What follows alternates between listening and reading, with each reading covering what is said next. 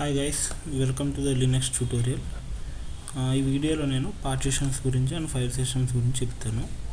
So ఇందులో మనం what is partition and why have multiple partitions and file system and mounting and swap. So ఈ 5 నేను చెప్తాను ఈ వీడియోలో. Okay, first what is a partition.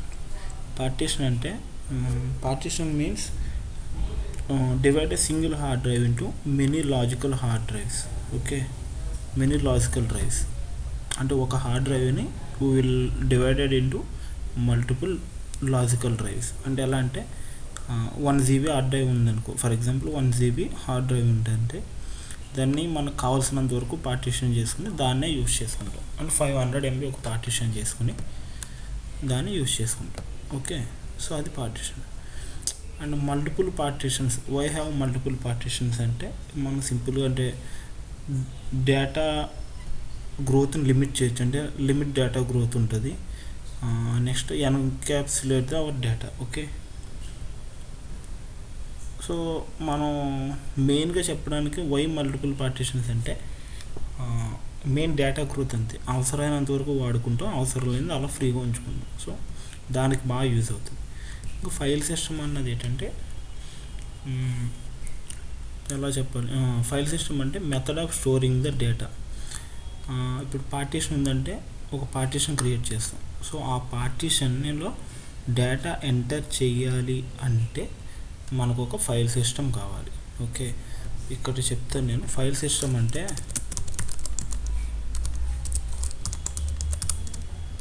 So ఇందులో మనం టైప్స్ ఉన్నాయి. ext2, ext3, ext4. Okay, so ఇవి అంటే దీనికి డిఫరెన్స్ ఏంటంటే ఒక పార్టీషన్ని మ్యాక్సిమం ఎంత సైజ్ ఇవ్వగలం అని. ఫర్ ఎగ్జాంపుల్ ext2 ఉందనుకో ఫైల్ సిస్టమ్, ఒక పార్టీషన్ క్రియేట్ చేసాం మనం, దాన్ని ext2 అనే ఫైల్ సిస్టమ్తో ఫార్మాట్ చేసాం. సో దాంట్లో ఒక లిమిటెడ్ డేటా వరకు స్టోర్ చేయవచ్చు. ఫర్ ఎగ్జాంపుల్ 20 GB, 200 GB అలా. నెక్స్ట్ ext3 అంటే దీని మీద కొంచెం ఎక్కువ ఉంటుంది, ext4 అంటే దీని మీద ఇంకొంచెం ఎక్కువ ఉంటుంది. సో అలా స్టోరింగ్ పర్పస్కి ext2, ext3, ext4 అనేది ఉంటుంది. సో ఇది ext2 అంటే మ్యాక్సిమం 32 TB. అంటే ఒకసారి అంటే నేను దీన్ని కాపీ చేస్తా.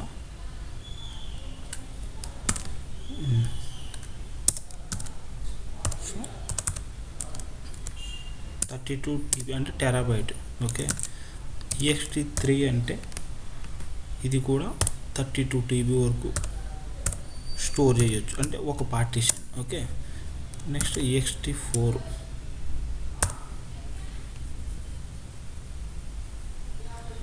ext4 అంటే మనం అప్ టు 1024 TB. సో ఇది 1024 అంతే, 1024 మ్యాక్స్. సో ఇది file system types. So 2, 3, 4. Okay, mount అన్నది ఎలా అంటే, సో ఈ ఫైల్ సిస్టమ్ని యాక్సెస్ చేయాలి అంటే, యాక్సెస్ మీన్స్ అందులో ఏదైనా ఒక డేటా ఎంటర్ చేయాలి, లేదంటే ఒక డేటా యాక్సెస్ చేసుకోవాలంటే దానికి ఒక మౌంట్ పాయింట్ కావాలి. మీకు ఇంకా క్లియర్గా చెప్పాలంటే ఫైల్ సిస్టమ్కి యూజర్కి మీడియేటర్ అన్నమాట. అంటే ఈ మౌంట్ పాయింట్ అన్నది access mediator type. Okay, so ఈ ఫైల్ సిస్టమ్ ఏదైనా ఒక దానికి మౌంట్ అయ్యి ఉందంటే, ఫర్ ఎగ్జాంపుల్ ఒక ఫైల్ సిస్టమ్ మౌంట్ అయి ఉంది, ఫర్ ఎగ్జాంపుల్ ఆర్టెక్ అనే దానికి మౌంట్ అయి ఉంది. సో నువ్వు ఇప్పుడు ఆ ఫైల్ సిస్టంలో డేటా ఎంటర్ చేయాలంటే నువ్వు ఇందులోకి వెళ్తావు. సో ఆర్టెక్లోకి వెళ్ళి డేటాని ఎంటర్ చేస్తావు. అదన్న మౌంట్ అన్నది ఏంటంటే access point. Swap partition, so దీన్ని ఎలా ఫార్మాట్ చేయాలని చెప్తాను నేను. సేమ్ పార్టీషన్ క్రియేట్ చేస్తాం. సో ఎలా స్వాప్ పార్టీషన్ స్వాప్ చేస్తాం, ఎలా ఫార్మాట్ చేస్తాం. ఓకే, సో ఇది ఇందులో పార్టీషన్స్ ఉంది కదా, ఈ పార్టీషన్స్ ఒకసారి డిస్క్ క్రైటీరియా మీకు చూపిస్తా పెయింట్లో ఇలా ఉంటుంది అబ్బా. సో పార్టీషన్స్ క్రైటీరియా అంటే ఫస్ట్ ఇది ఎంబీఆర్, ఇది దీని సైజ్ వచ్చేసి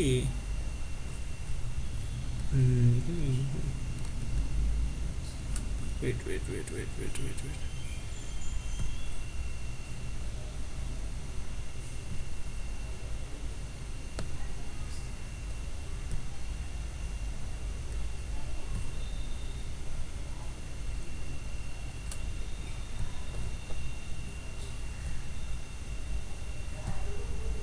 దీని సైజ్ వచ్చేసి 512 బైట్స్ ఉంటుంది.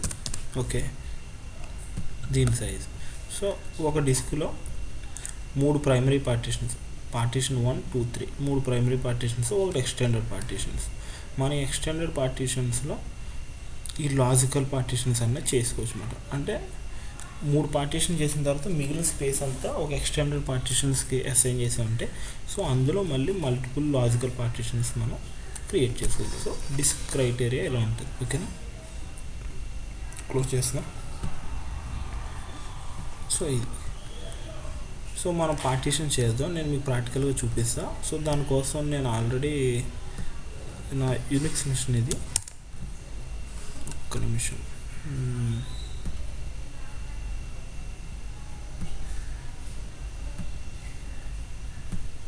ఎస్, సో నేను ఆల్రెడీ ఒక డిస్క్ యాడ్ చేసా.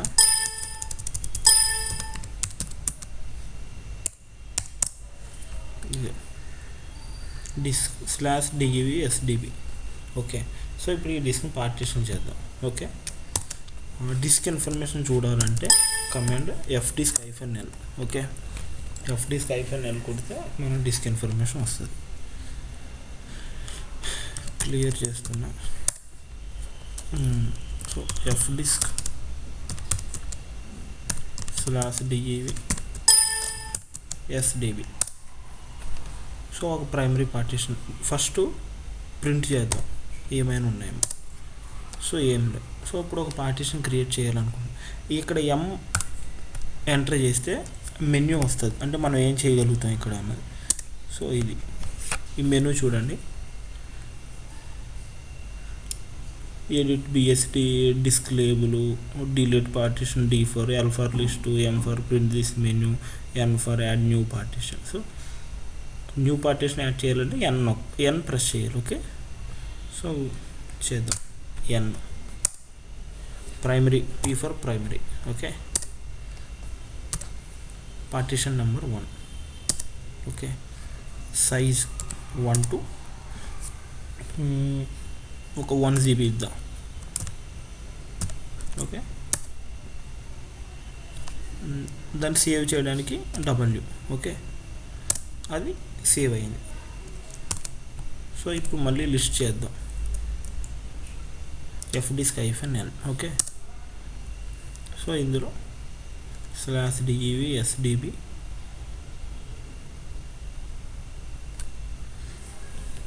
సో ఇది మనం క్రియేట్ చేసిన file system. Okay, partition. So ఇక్కడ మీకు ఇంకోటి ఏం చెప్పాలంటే పార్టీషన్ క్రియేట్ చేసాం కదా. సో పార్టీషన్ క్రియేట్ చేసిన తర్వాత ఫైల్ సిస్టమ్ ఫార్మాట్ చేయాలి. Okay, file system command mkfs.ext4. Okay, command and partition name /dev/sdb1. So file system అన్నది ఫార్మాట్ చేసాము ఏ కమాండ్ mkfs.ext4. నేను ext4 అనే ఫైల్ సిస్టమ్ ఫార్మాట్ చేశాను ఈ పార్టీషన్స్. ఓకే, సో ఇప్పుడు df-h చూద్దాం. సో ఇది నాకు ఆల్రెడీ మౌంట్ అయిన ఫైల్ సిస్టమ్స్. ఓకే, సో ఇప్పుడు ఒక మౌంట్ పాయింట్ క్రియేట్ చేద్దాం. Okay, /artec. ఇప్పుడు మనం దీనికి మౌంట్ చేయాలి. ఓకే,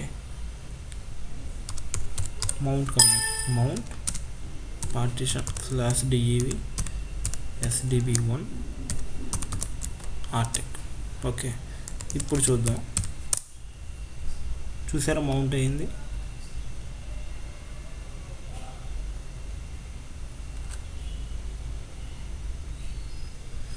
దీని ఫైల్ సిస్టమ్తో కూడా చూడాలంటే df-T-H. ఓకే, సో ఇక్కడ ఫైల్ సిస్టమ్ టైప్ కూడా వస్తుంది, టైప్ ext4 మనం క్రియేట్ చేసింది ఇది. So file system type ext4. Okay, ఓకేనా. ఇప్పుడు /artech. సో ఇందులో మనం ఏదైనా ఫైల్ క్రియేట్ చేస్తాం. టచ్ ఆర్టెక్.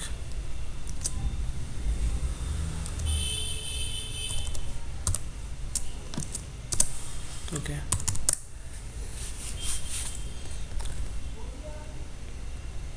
ఇది నేను క్రియేట్ చేశాను. ఓకే, నెక్స్ట్ ఇంకొకటి ఏంటంటే ఇది లాస్ట్ ప్లస్ ఫౌండ్ అన్న డైరెక్టరీ ప్రతి ఫైల్ సిస్టంలోనూ ఉంటుంది. ఇది ఎందుకన్నది నేను మీకు తర్వాత నెక్స్ట్ వీడియోలో చెప్తాను. ఓకేనా, లాస్ట్ ప్లస్ ఫౌండ్ అన్న డైరెక్టరీ. సో మనం ఈ ఫైల్ క్రియేట్ చేసాం కదా. సో ఇప్పుడు మళ్ళీ బయటకు వచ్చేస్తున్నాం. df-H ఉందిగా, మౌంట్ ఆర్టెక్. ఓకే, ఇప్పుడు ఏం చేద్దామంటే మౌంట్ చేద్దాం ఆర్టెక్. మళ్ళీ ఒకసారి చూద్దాం. సో ఇక్కడ మౌంట్ లేదు కదా. ఇప్పుడు ఏం చేద్దామంటే మళ్ళీ ఇంకో మౌంట్ పాయింట్ క్రియేట్ చేద్దాం. mkdir/t&e. ఓకే, ఇప్పుడు దీన్ని దానికి మౌంట్ చేద్దాం. Okay, mount /dev sdb1 t&e. ఇప్పుడు మౌంట్ అయింది. మళ్ళీ ఒకసారి చెక్ చేద్దాం. సో ఇది ముందు ఆర్టెక్ కన్నా మౌంట్ చేసా, తర్వాత దాన్ని తీసేసి దాన్ని మౌంట్ చేసి అన్మౌంట్ చేసి మళ్ళీ ఇంకో దానికి న్యూ మౌంట్ పాయింట్కి మౌంట్ చేశా. సో ఇప్పుడు స్లీడి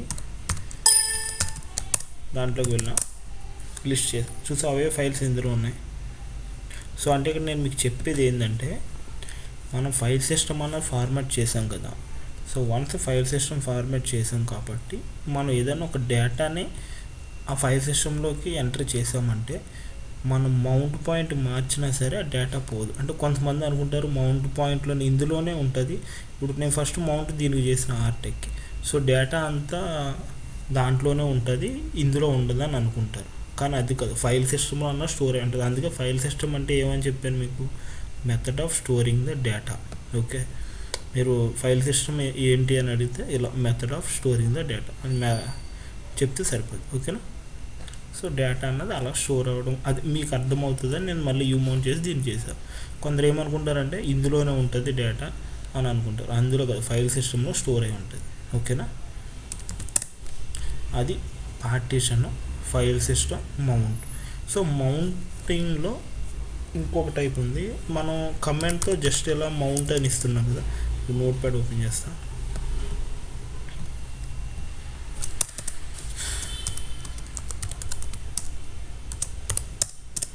ఇందులో రెండు ఉంటాయి అబ్బా.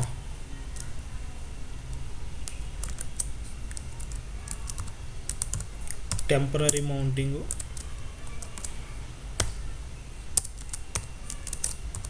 Permanent mounting. ఓకే, టెంపరరీ అన్నది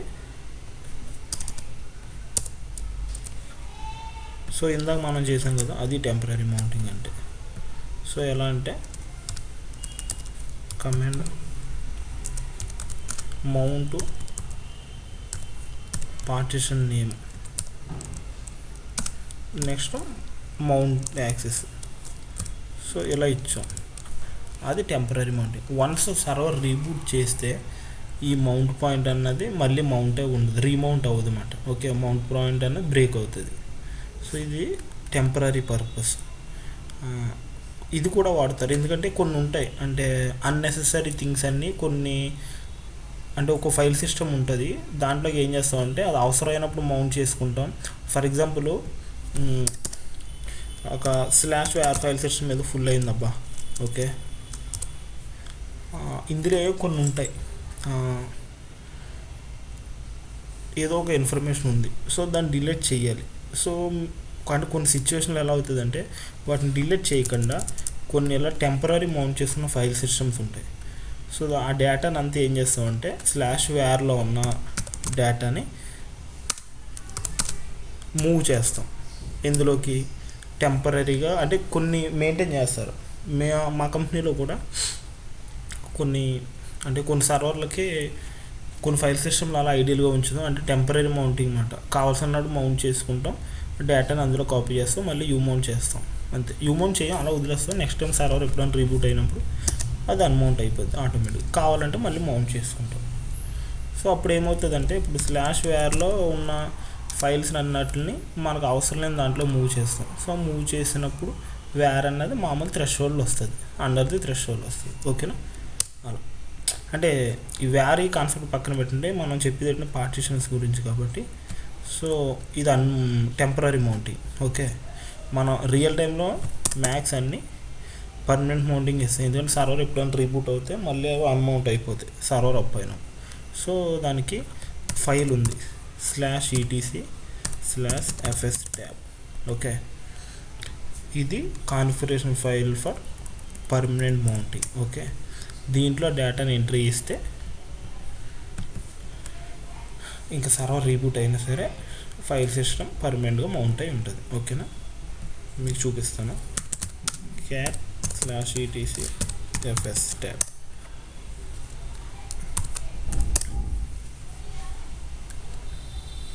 సో ఇవి మౌంట్ అయి ఉన్నాయి. ఓకేనా? సో దీన్ని ఎలా మౌంట్ చేయాలో నేను చెప్తాను. ఇది కదా మంది. సో క్రియేట్ చేసింది ఇది విమ్ ఎడిటర్. ఇది మీకు తెలిసే ఉంటుంది మ్యాక్స్. తెలియకపోతే ఫస్ట్ ఒక వీడియో చేసిన చూడండి.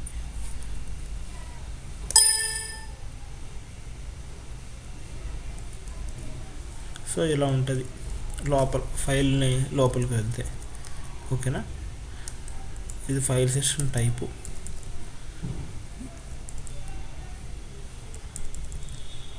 సో ఇది ఓకే. సో ఇలా ఎంట్రీస్ ఇచ్చుకుంటాము. క్లోజ్ చేస్తున్నాను. సో అది నెక్స్ట్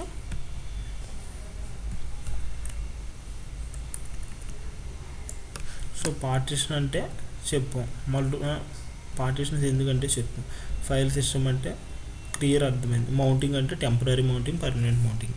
సో మౌంటింగ్ ఎప్పుడు సరే మామూలు వన్స్ మీరు రియల్ టైంకి వెళ్ళిన తర్వాత ప్రతిదీ ఏ ఫైల్ సిస్టమ్ క్రియేట్ చేసినా ఎక్కువ మీకు టికెట్స్ ఏమొస్తాయంటే ఎన్ఎఫ్ఎస్ ఫైల్ సిస్టమ్ మౌంట్ చేయడాలు వస్తాయి.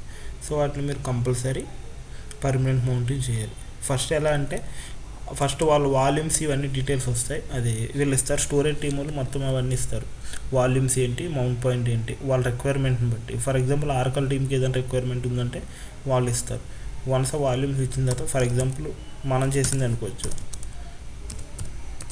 సో అదొక వాల్యూమ్ ఇచ్చారు అనుకో, అలా మౌంట్ పాయింట్ కూడా ఇస్తారు. For example Oracle mount point. Okay, మనం ఏం చేస్తామంటే ఫస్ట్ దీన్ని మౌంట్ చేయండి మీరు బై కమాండ్ తోటి. ఓకే, మనం ముందు చేసినట్టు మౌంట్ ఇలా. ఓకే, వన్స్ అది అయిన తర్వాత అప్పుడు కాన్ఫిగరేషన్ ఫైల్ ఓపెన్ చేసి vim/etc/fstab ఫైల్ ఓపెన్ చేసి ఎంట్రీని అందరూ పాస్ చేయండి. ఓకే, సరిపోద్ది అంతే. బస్ ఫస్ట్ మౌంట్ చేసి యాక్చువల్గాని నేను ఫస్ట్ ఇది ఎందుకు చేయమన్నానంటే ఇలా చేయకుండా డైరెక్ట్ ఇలా ఈ ఫైల్ ఎడిట్ చేస్తారు. vim/etc/fstab ఫైల్ ఎడిట్ చేస్తారు ఈ డీటెయిల్స్ తోటి చేసి తర్వాత మౌంట్ -a కొడతారు.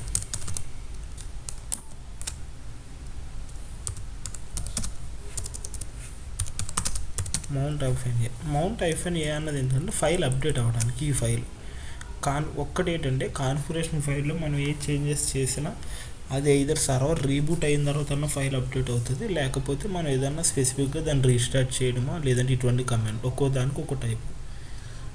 అంటే ఇప్పుడు కాన్ఫిగరేషన్ ఇప్పుడు సర్వర్ సైడ్ ఉందాక FTP అవి వన్స్ కాన్ఫిగరేషన్ ఎడిట్ చేసిన తర్వాత సర్వర్ని రీస్టార్ట్ చేస్తాం, సర్వీస్ రీస్టార్ట్ చేస్తాం. సో సేమ్ అలాగే దీని ఫైల్ అప్డేట్ చేయాలంటే మౌంట్ -a. కానీ మీరు వన్స్ ఒకసారి రియల్ టైంకి వెళ్ళిన తర్వాత ఒకవేళ ఫర్ ఎగ్జాంపుల్ కొత్తగా వెళ్ళారు అనుకో, మీకు ఆ ఎన్విరాన్మెంట్ సరిగ్గా తెలియదు. మౌంట్ -a ఎందుకు కొట్టారంటే టెంపరీగా ఇస్తాం చూడండి, mount point temporary mount point ఉంటే చూడు, మౌంట్ -a కొడితే అవి అన్మౌంట్ అయిపోతాయి. సో మీకు తెలీదు. వన్స్ మీరు అలవాటు అయిపోతే ప్రాబ్లం లేదు. కానీ కొత్తగా వెళ్ళడం లేదు, ఒకవేళ ఇటువంటి టికెట్ వచ్చిందంటే మౌంటింగ్ అయిన తర్వాత ఇది మౌంట్ -a కొట్టకూడదు. ఓకేనా? మీరు జస్ట్ ఏం చేస్తారంటే ఫస్ట్ ఇలా మౌంట్ చేసుకోండి అడిచిన డీటెయిల్స్ని. ఫస్ట్ ఇలా మౌంట్ వాల్యూమ్స్, ఈ డీటెయిల్స్ అన్నీ మీకు టీమ్స్ ప్రాజెక్ట్ని బట్టి ఉంటాయి. సో యాక్చువల్లీ ఇవి స్టోరేజ్ టీమ్ వాళ్ళు చేస్తారు. సో వాళ్ళ డీటెయిల్స్ అన్నీ మనకు మెయిల్ చేసిన తర్వాత, సో దాని నుంచి మన సర్వర్లో కొనస లాగిన్ అయిన తర్వాత మౌంట్, ఈ పార్టీషన్, మౌంట్ పాయింట్, ఇంకా పర్మిషన్స్ ఇవన్నీ చాలా ఉంటాయి మీకు. సో అవన్నీ ఇప్పుడు అవసరం లేదు, చెప్పినా కన్ఫ్యూజ్ అవుతారు మీరు. సో వన్స్ అది అయిన తర్వాత అప్పుడు ఈ ఎంట్రీని ఇందులో పాస్ చేయండి, సరిపోద్ది. ఓకేనా? అలా చేస్తే బస్.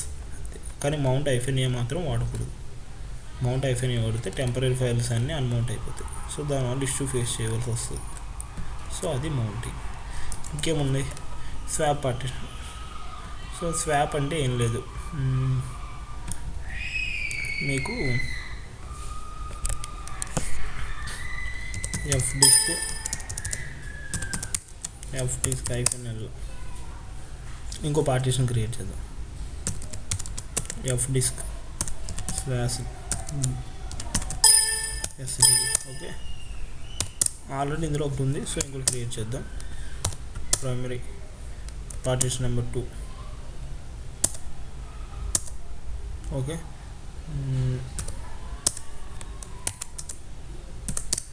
సో నేను ఒకటి క్రియేట్ చేసా SDBది. సో ఇక్కడ ఒక్కటి చెయ్యాలి మీరు.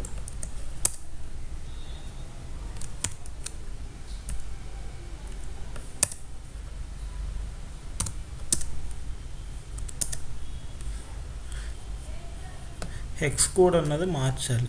ఓకే, నార్మల్ పార్టీషన్ 83 ఉంటుంది, స్వాప్ పార్టీషన్ 82 ఉంటుంది, LVM 8E ఉంటుంది. సో అది మీకు LVM చెప్పినట్టు చెప్తాను నేను. ఓకే, సో ఇప్పుడు ఇక్కడ నేను ఇది మార్చిన తర్వాత 82 మార్చిన తర్వాత ఇక్కడ చూడండి లైనెక్స్ స్వాప్ అని వచ్చింది.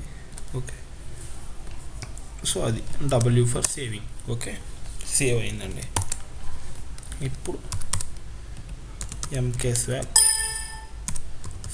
/dev SDB 2.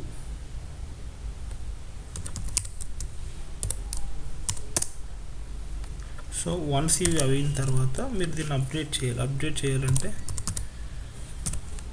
Partitions -a /dev SDB command.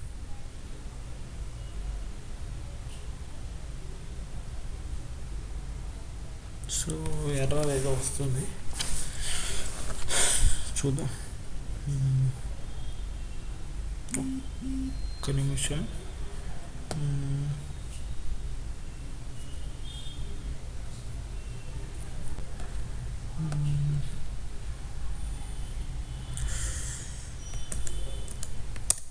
FD -l. Yes. Okay, so దీన్ని MK swap